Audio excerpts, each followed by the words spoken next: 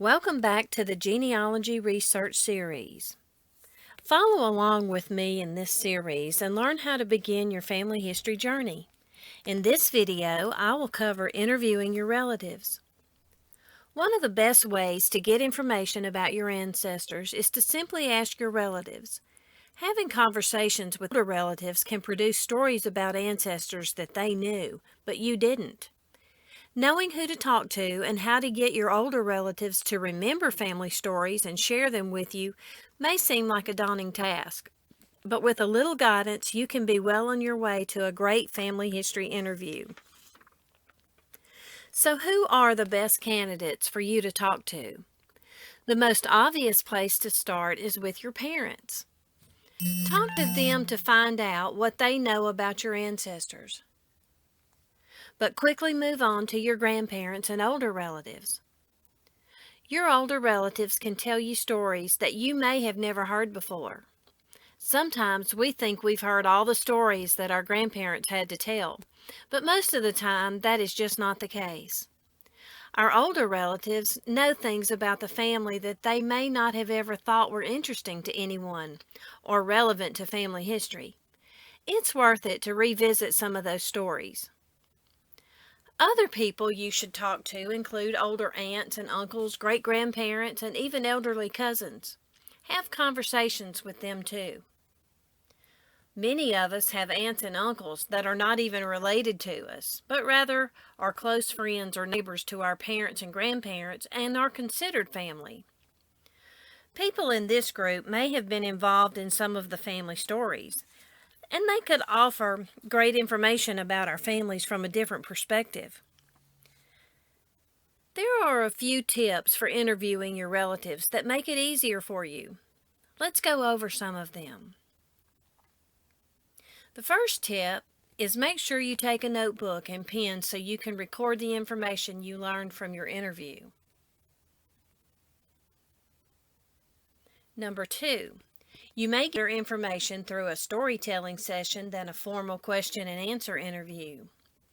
Family get-togethers with several family members present may produce more stories.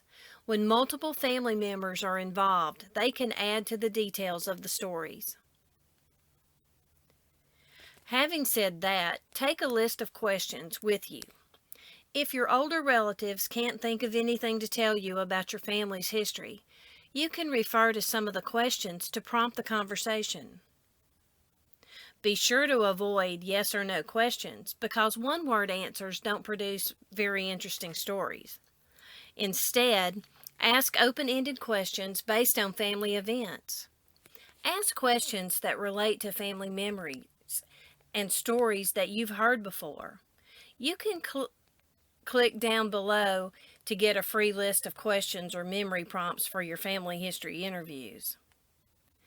If the interview goes off course from your list of questions, that's okay, let it go. Sometimes the answer to one of your questions may lead to a memory about something else. And the worst case scenario is that your memory won't be relevant to the genealogy, but it could be a new story that you've never heard before. And it might provide interesting information about your family's history. Taking along old photos could help spark memories.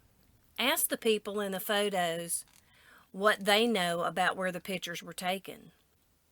Triggering memories with photos can be a gentler way to ease into an interview than firing off questions. Photos have a way of warming up older relatives' memories. Plus, they may be able to help you identify some of the unknown people in the photos. Ask your relative for permission to video or record your interview. Videos of older relatives telling family stories can become precious heirlooms. Some people don't want to be videoed, so don't insist. Others are okay with it and don't mind at all. If your relatives are uncomfortable with being videoed, try asking permission to use an audio recorder. Some smartphones have built-in voice recorders, but if not, there's hundreds of audio recorders that you can download. Using a voice recorder can keep you from scribbling notes like a madman, so you can concentrate on the stories being told. You can also save your recordings and return to them later for information. But better than that, your recordings may end up as a priceless treasure to your family because now you have the stories told in your relatives' voices. While videos and recordings are priceless, taking notes about the stories can still add interesting personal touches to your family. The most important tip I can give you is to just talk to your family. Don't wait for special occasions. Families are sometimes scattered all over the place these days, and get-togethers may happen only once or twice a year. Interview anyone that will take the time to talk to you, and don't miss your opportunity at even the smallest of family gatherings. Unlocking the memories of your older relatives may help you get started in the right direction for research. The sooner you talk to these older relatives, the better. Take advantage of now and get started on your genealogy journey. Stay tuned to the Genealogy Research Series for tips on how to start your family tree research. The series will explain the very first steps to take in your search, and I'll teach you what records will help you learn about your ancestors and where to find them.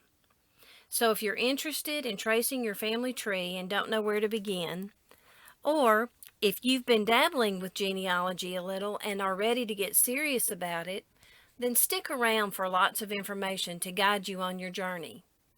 You can also follow this series over on my blog at Grace for a Gypsy.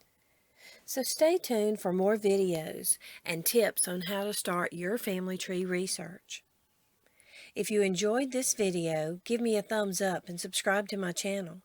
And if you want to receive notifications about upcoming videos, then click on the little bell and you'll be notified when new videos are uploaded. Until next time, happy hunting!